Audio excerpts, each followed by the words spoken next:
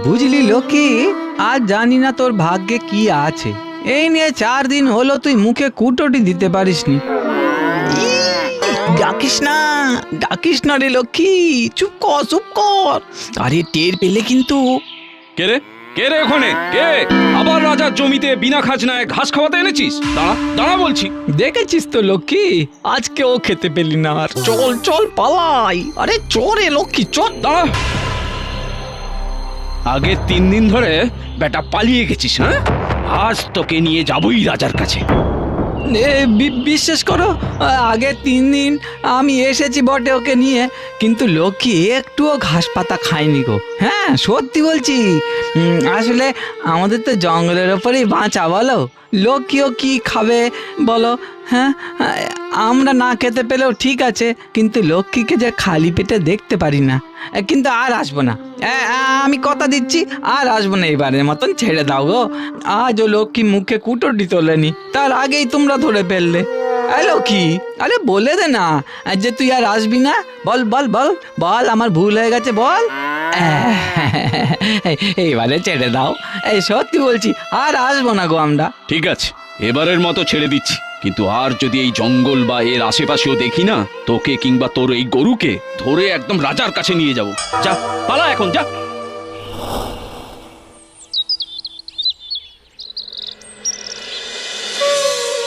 সাধনটা লক্ষ্মীকে নিয়ে যে এখনো ফিরল না, ওদের রাজার কাছে নিয়ে গেল না তো ধরে।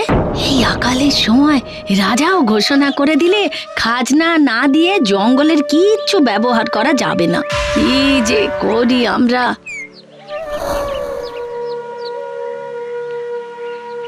কি রে, লক্ষ্মীটা কি আজ একটু খেতে পেয়েছে নাকি আজকেও? না গো মা।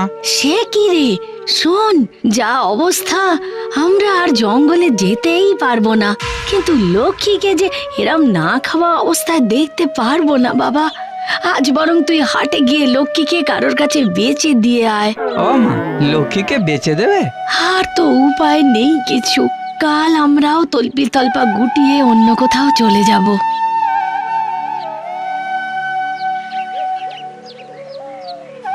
বললাম যে লক্ষ্মীকে হাটে দিয়ে আয়, ভেতরে চলে গেলি যে।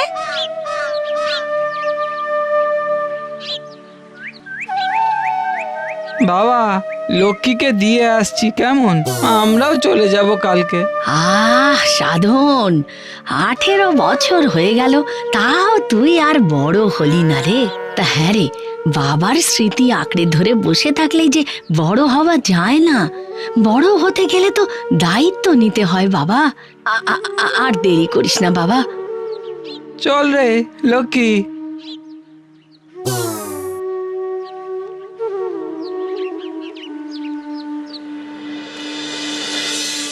জানো বাবা, আমরা তো কাল চলে যাব এখান থেকে।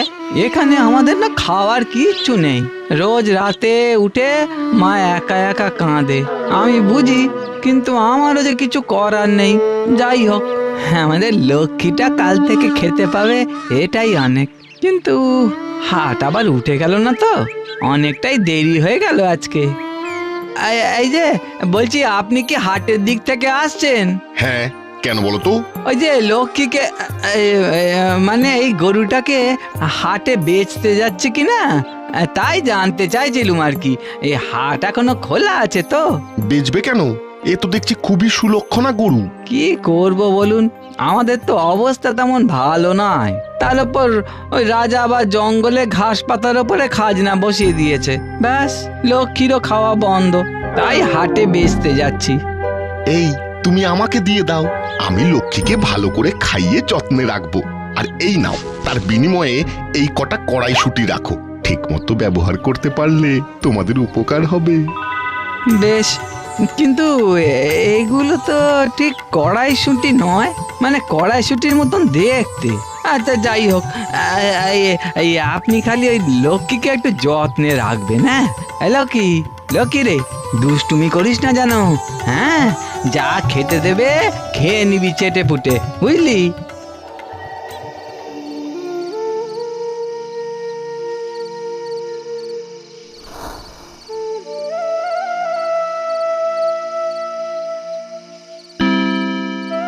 এতে কি হবে রে? যদি কিছু টাকাও দিত তাহলেও না হয় 2 দিন চলে যেত। কেন গো মা, বাবা তো আমাদের সঙ্গেই আছে, দেখবে সব ঠিক হয়ে যাবে। কিন্তু এখন এই সবুজ দানাগুলো নিয়ে কি করি বলো তো? ও লক্ষ্মীর জন্য পাওয়া, যখন লক্ষ্মীর উঠোনেই ছড়িয়ে দে। আয় আয়, এবার 2 যা আছে খেয়ে দে, শুয়ে পড়। কাল ভোর ভোর বেরিয়ে পড়বো আমরা, দেখি কোথায় ঠাঁই পাওয়া যায় একটু।